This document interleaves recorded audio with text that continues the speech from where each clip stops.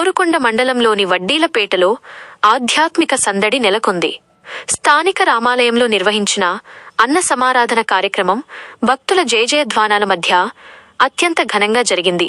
ఈ కార్యక్రమానికి ముఖ్య అతిథిగా విశ్వ హిందూ ధర్మ పరిరక్షణ రామసేన అధ్యక్షులు మరియు బీజేపీ నాయకులు కంబాల శ్రీనివాసరావు గారు హాజరయ్యారు. ఆలయానికి విచ్చేసిన ఆయనకు గ్రామస్తులు, ఆలయ కమిటీ సభ్యులు తీన్మార్ డప్పులతో ఘనస్వాగతం పలికారు. అనంతరం స్వామివారిని దర్శించుకుని ప్రత్యేక పూజలు నిర్వహించిన శ్రీనివాస్ భక్తులతో కలిసి అన్న సమారాధనలో పాల్గొన్నారు. స్వయంగా భక్తులకు ప్రసాదాలు వడ్డించి తన భక్తిని చాటుకున్నారు.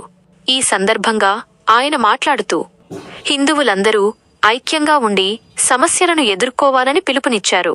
అంతేకాకుండా ఆలయ అభివృద్ధి కోసం 1,40,000 రూపాయల భారీ విరాళాన్ని ప్రకటించడంతో పాటు డప్పు బృందానికి కూడా ఆర్థిక సాయం అందించి తన ఉదారతను చాటుకున్నారు.